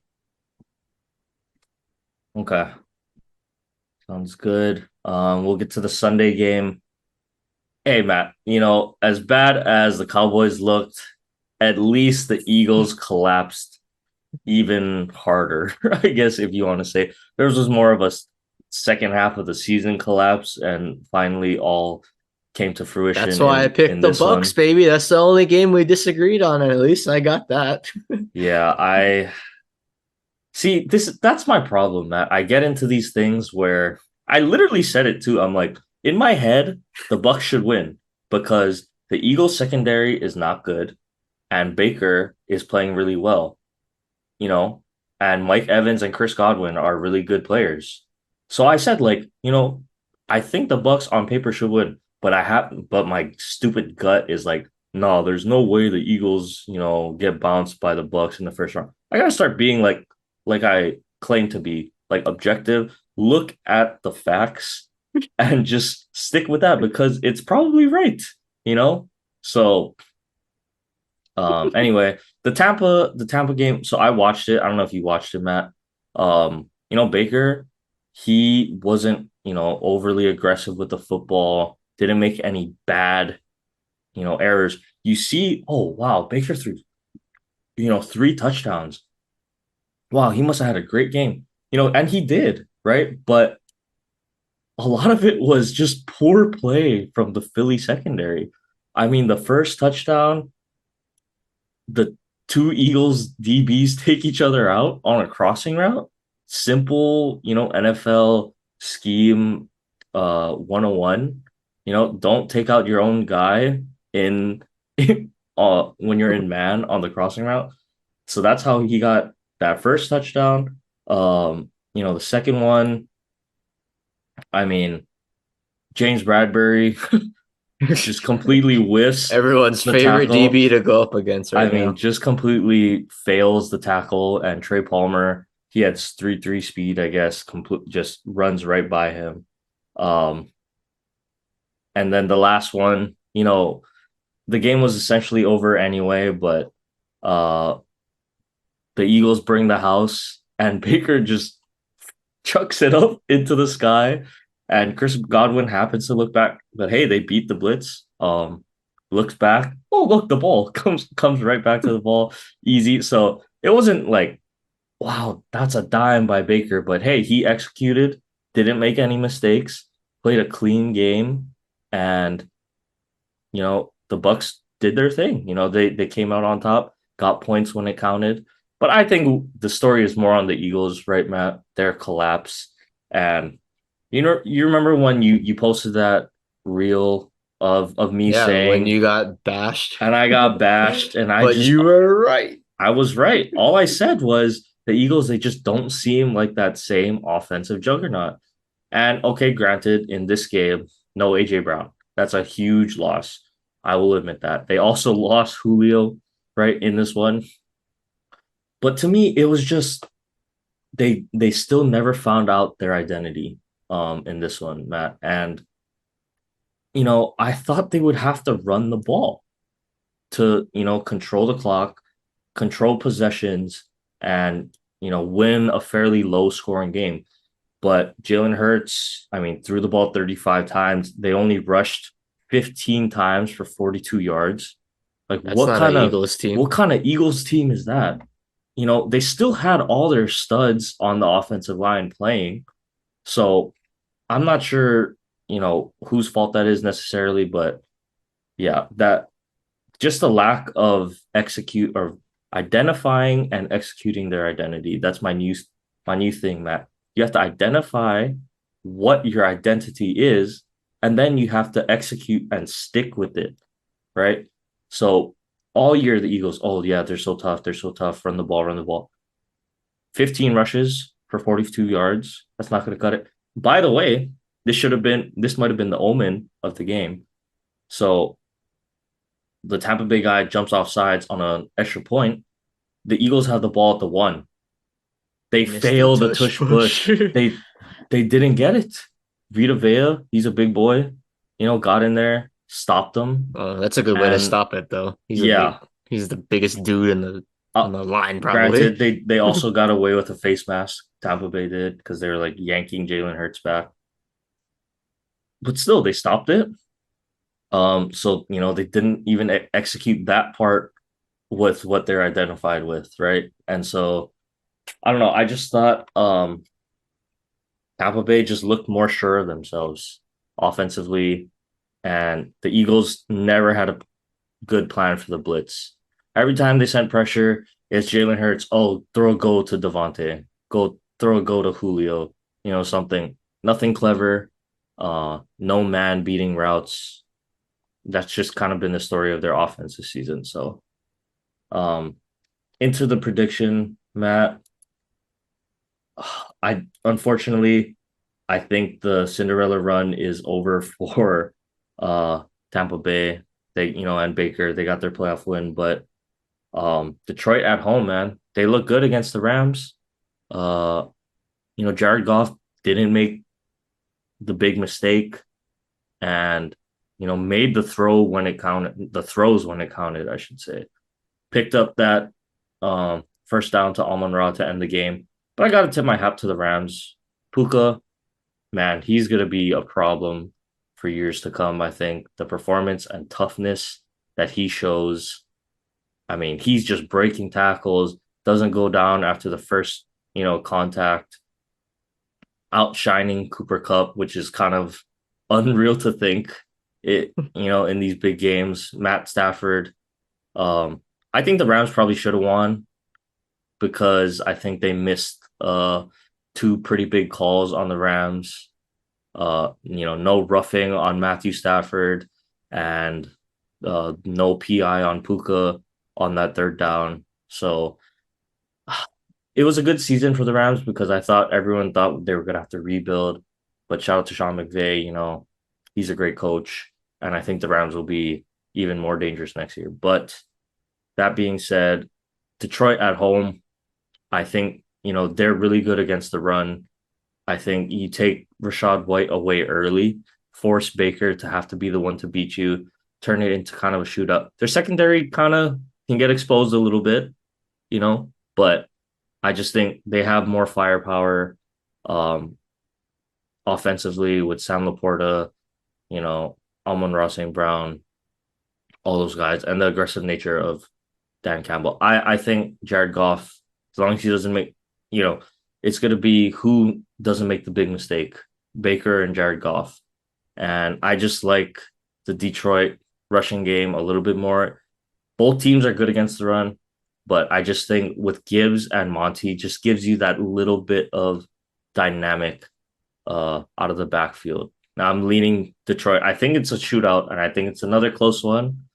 So I'm gonna take 30-28 Detroit. 30-20 Detroit. Okay. I'm probably oof. This is a tough one. This is actually now I'm thinking about it, it's kind of a tough one. I'm probably still gonna lean. I'm probably still gonna lean Detroit, but I'll go a little bit away from the X's and the O's. Um, Kind of just seems like Detroit kind of got over that curse. They got the first playoff win in how many years? Dallas chokes, right? Kind of ironic, with the whole Yorker reported. They end up getting the home game that they thought they should have got. Um, I just think they take advantage of that opportunity. And honestly, right now, Jared Goff looks good. He looks good. I mean, I did see the ending of the game, right? The guts by Ben Johnson to say, "Hey, Jared, it's your time now. Go make this play, win us this game, and get us out of here. Don't even let Stafford get the ball back." And to his credit, right? Jared Goff go to your main guy. When you're in doubt, you need a big play, you go to your main guy. He went to Amon-Ra St. Brown. That was the play. They executed it perfectly. Um, that kind of sums up what Detroit has been the entire year. Balls to the walls, always playing aggressive. Sometimes it doesn't work out, for the most part. But I don't know. In that situation, I kind of like that call to, not sit back and let a veteran quarterback who's won a Super Bowl, has had a game-winning Super Bowl drive. Don't let him get the ball back. Yeah, I like that mindset by Detroit, and I think that carries over to their game against Tampa. I think they win. I'll say I'll go 26. I'll go 26-17 Detroit. Yeah, so pretty handily for Detroit. I think so. Okay. Well, let's go to our last game, the big primetime game, probably of the week. Kansas City going into Buffalo on CBS. Tony Romo calling the game.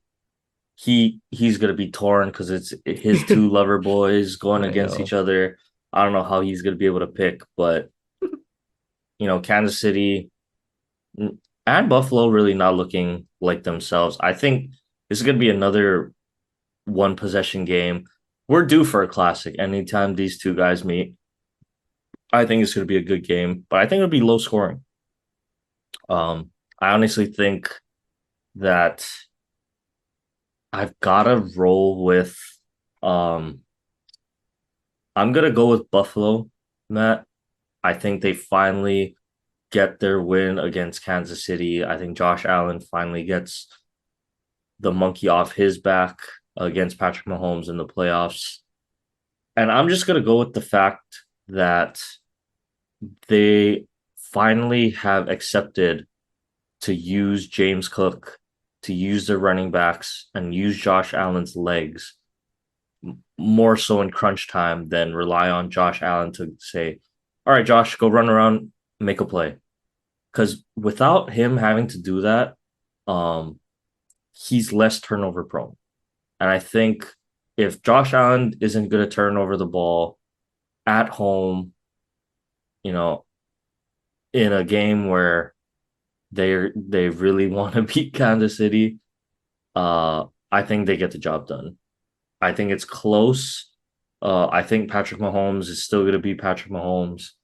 Um, but I think that Buffalo's defense or his defensive line, I should say, is a little bit is well, it's healthier than Miami's. So I think they're going to be able to get more pressure with four, and I think that's going to affect one or two more drives. And quite honestly, I don't trust Travis Kelsey as much as I used to. So hey, if as long as Buffalo can do their thing on the back end, bend but don't break. I like Buffalo, but I think it's pretty low scoring. I'm gonna go like a 23 to 20 game, or even a 20-17 type of game. Honestly, I could see that happening in Buffalo. Not a lot of punts, a lot of long sustained drives with field goals. So give me 20-17, I'll say. Actually, you know what? I'll go 20 20 to to 7. 9. I Wow. think 20-19. I think it's gonna be that low scoring. But like a Okay. lot of field goals from Kansas City, I think. Okay. Yeah, this one's it's going to be close every time with these two teams. I mean, fireworks, you could say. But I don't know how the weather is. It's going to be in Buffalo. I assume it's going to be another, blizzard, snow potentially. Um, but I'm actually going to go against you in this one. I'm going to pick the Chiefs, and I'm going to go at it from a couple of different aspects um, that you talked about. I think number one, start with the obvious. Josh Allen, Patrick Mahomes. I just think Patrick Mahomes, I know what I'm going to get from him. Josh Allen, hey, sometimes he's better than Mahomes. Like his good is like really good, but his bad is kind of it's bad, I mean, you know that, right? And we just saw that a couple weeks ago against the Dolphins. Yes, they won the game, but he had some bad turnovers. I mean, he made the plays to his credit late in the game to kind of, ice it for the most part.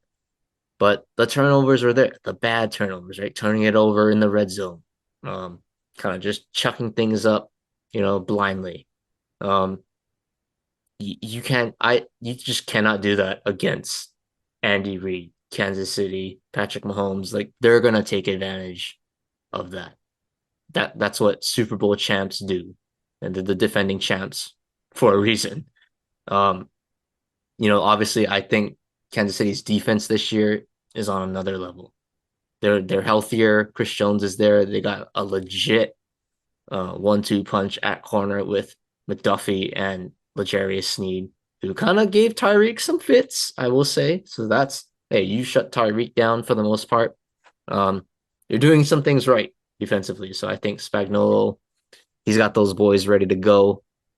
But I just feel like the huge difference in this game is offensively with Kansas City. I feel like there's sort of a shift in power.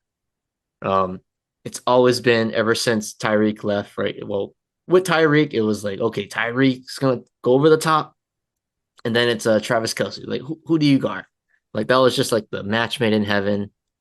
And then Tyreek goes to Miami. Then it's the Travis Kelce show. But now I feel like it's the Rashee Rice show, and Travis Kelce is kind of that, Robin, kind of like with Tyreek and Kelce.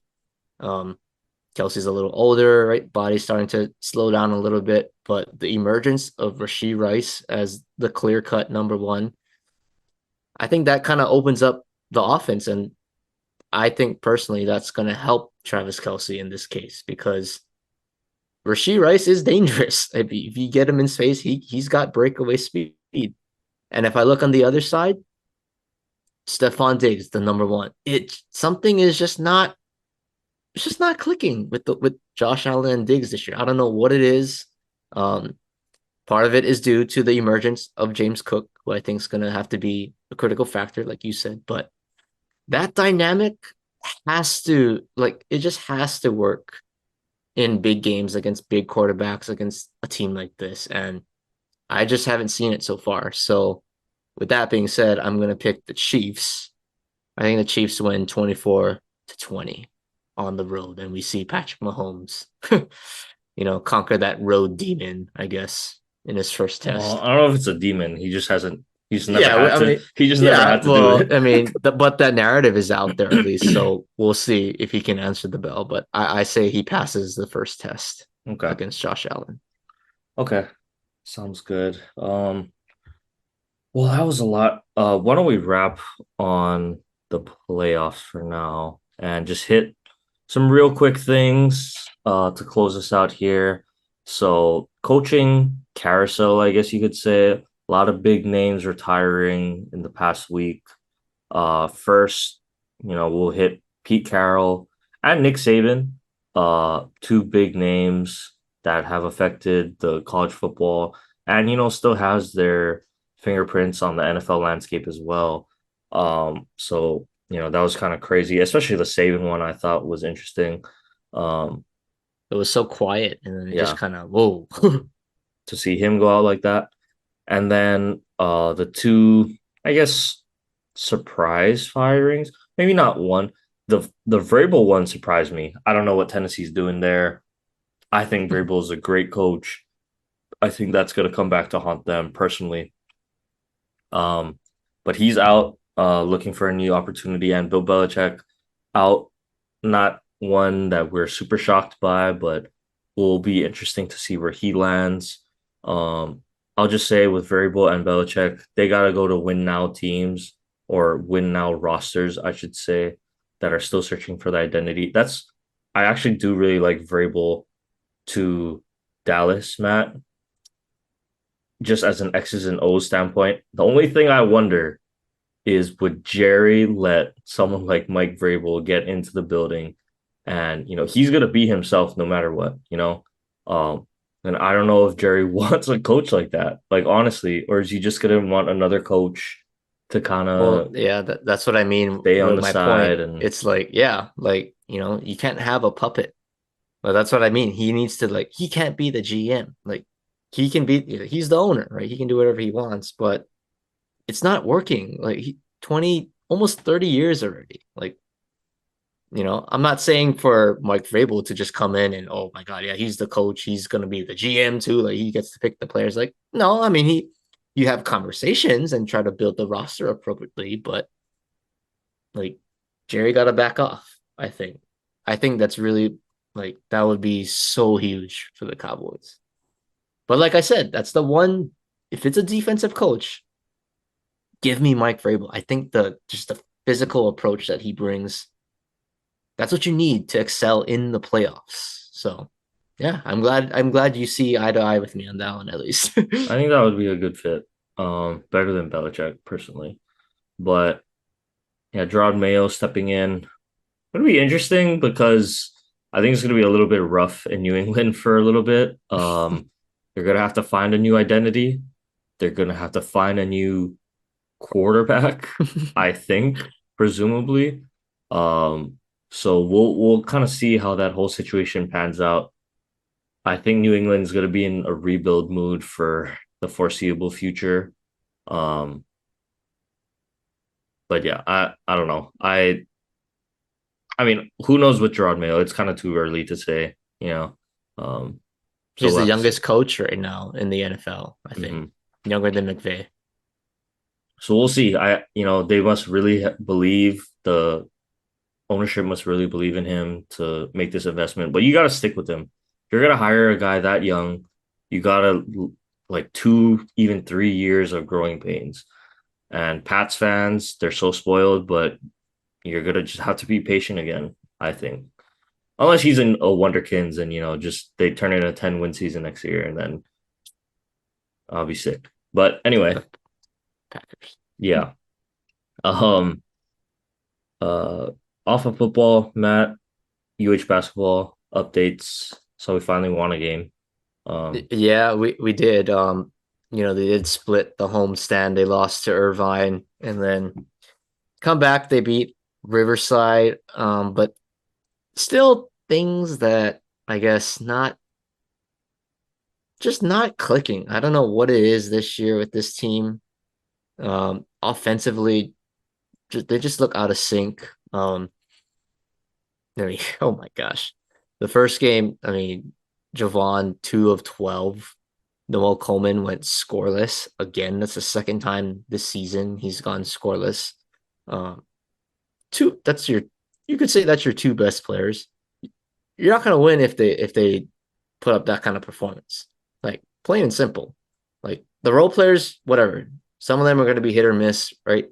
But they're role players. You just need a couple guys to kind of show up, carry the load for a little bit. But you need your star. Like it's like any sport. Your stars need to show up. And if they go a combined, let's see, 2 of 18, 0 of 8 from three, and 0 of 2 from the free throw line, you're probably going to lose. And it was only a 10-point loss. Probably felt like 25.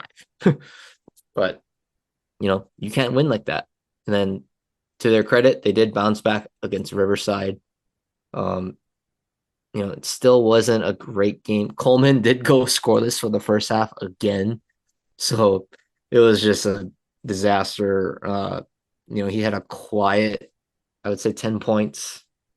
But I think Ganat, I noticed he's playing Akira Jacobs more, the true freshman, getting meaningful minutes, but kind of just seems like he's desperate at this point. And if you're a college basketball coach, I feel like by the time you hit conference play, you got to know who your guys are, what kind of team you have, how you're going to go about things. That's what your preseason games are for. Why you play in these preseason tournaments, why you play the Diamond Head Classic against good teams. That's your time to, kind of experiment, play with lineups, and so forth. I just think it's a bad sign for UH to be doing this in conference now. Kind of a scary thing that we don't know what kind of rotation we have, what kind of guys do things well. So that's what I noticed when I was at the game. Going forward, they're kind of like the Cowboys, the Dolphins, play good at home, stink on the road. They're going on the road to Long Beach and San Diego. Long Beach is a tough team as always. San Diego is undefeated in conference, so there's a chance you can lose both of those games. And they're sitting at the 7th spot in the Big West for a team that was projected to be top 2, top 3. Not a good look right now. So hopefully they can split on the road, but definitely wouldn't be shocked if they lose both. But yeah, this team's not looking good right now. That's all I gotta say. Hunter, Well, we're not happy right now as UH basketball fan. maybe this is good. Like they get all the bad stuff out now, and then they can finally turn it around in the tournament. I don't That's know. true. It's just a thought. You make the tournament and you go on a 3-game win streak and you make the big dance. That's kind of like everyone's gonna forget about it. But Yeah, the just narrative of Ganat is he's one and done. I'd He's a rather one and have the done growing coach. pains now. That's true. I'll say that. That is true. That's Okay. true. Any baseball you wanted to get to? Nothing for really for my Dodgers. Well, Imanaga went to the actually, Cubs. I have one thing actually for the Yankees. When we last talked about baseball, I was talking about the pitching, who's going to be the guy that takes Yamamoto's spot that we were supposed to get. And the one guy I said, like, I was like, I really don't want this guy on my team. And the Yankees pull a classic Yankees. They sign him. So we signed Marcus Stroman, a 2-year, $37 million deal with a team, a 3rd-year option. So it's about 18 million a year.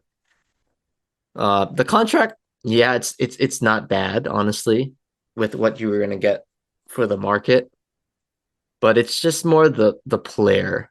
Um, like I like Stroman in the sense of his intensity, his fire. I think that's great to have on a team. But I just can't get over the fact that he was the worst pitcher in the National League in the second half of the season. Yes, he made the All-Star team. Great first half, but he had the worst second half. And that's just something I cannot get over. You're the Yankees and you signed the guy who was arguably one of the worst pitchers in the second half of the season. Like, no, it's not what I wanted to see. I don't think they're gonna get Blake Snell anymore. They're not gonna get Corbin Burns. It sounds like this is the rotation that we're gonna get. Um, I wanted Snell. If it was a 3-year, like, high average annual contract, I would be okay with that. It was the long term, the 5, the 6-year deals that kind of scare me with Blake Snell. But, if you're the Yankees, I think they're going in with a rotation of Garrett Cole, Carlos Rodon, Marcus Stroman, Nestor Cortez, and Clark Schmidt. Everybody except Garrett Cole has question marks, which concerns me. Um, will I get Carlos Rodon, the All Star, or will I get last year Carlos Rodon? Will I get which first half or which half of Marcus Stroman will I get? The All Star one or the one that was the worst pitcher in the league? Nestor, I'm going to get the All Star Nestor, or I'm going to get 2023 Nestor. Clark Schmidt had one year under his belt as a starter. Can he replicate it again, or was it a fluke? So I feel like there's too many question marks. I still say you got to go out and get more depth because, it's the Yankees, right? They always have injuries in the rotation. You just got to account for that. And you traded that away to get Juan Soto, which I'm not complaining about, but you got to be able to add pitching depth. So I'm just scared that the Yankees are saying, oh, we got our five. We're good. No, you're not. At some point, one, two, three of those guys are going to go on the IL, and you got to be able to account for that and tread water at least. So, yeah, it's been a nightmare for me this past week. I'm just praying that the sun shines, rises again someday, and all will be well in my world of sports. But right now, it is a complete disaster for me. Yeah, well, hopefully things can turn around. For both of our sakes. We'll see. On to basketball. Time for the Lakers. At least they won tonight. But to wrap it up here, I ain't got no say to the 808, Matt. I was too sad to keep track of anyone. What about our foolish fool? Oh, well, that's a easy. Should I say Jerry Jones? Should I say Mike McCarthy, Dak Prescott, Dan Quinn? I don't know. List CD Lamb, list Micah Parsons. I don't know. Yeah, pick one of those guys. But bottom line, the Dallas Cowboys, you guys are the foolish fools of the week. You're the only team that was the highest seed in the NFL playoffs that did not defend their home field, and you lose to a 7 seed in the playoffs. Yeah, I think you deserve to be the foolish fools to get embarrassed at home. So I think that was an obvious one. I don't know if you were expecting a different answer, but yeah, they are my foolish fools of the week, and nobody else deserves it more than them. Okay. Uh, Sounds good. Why don't you just wrap us with our sports fact? All right. Well, we are recording on this sad day of January 15th. But maybe a happier note for your boy or your team. Last year, LeBron James surpassed 38,000 career points in the NBA, where he was only joined on that list by Kareem Abdul-Jabbar. We all know the history of that. He eventually passes Kareem, becomes the all-time leading scorer, and is still adding to that list to this day. That I do not think anybody will break that record in our lifetime, at least. So, Goat James gets the sports fact of the day today on this week's recording. All right, sounds good.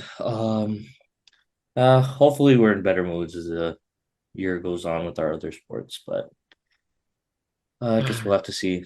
Well, at Welcome to least the we, life of cheering for a football team. yeah, I hate it. Sounds like a lot of Dolphins fans are in pain too, but I guess we'll have to see. Other than that, Matt, I think it's been a good episode so far. Why don't we just wrap it? Thanks everyone for listening. Have a good week, and we'll catch you guys later.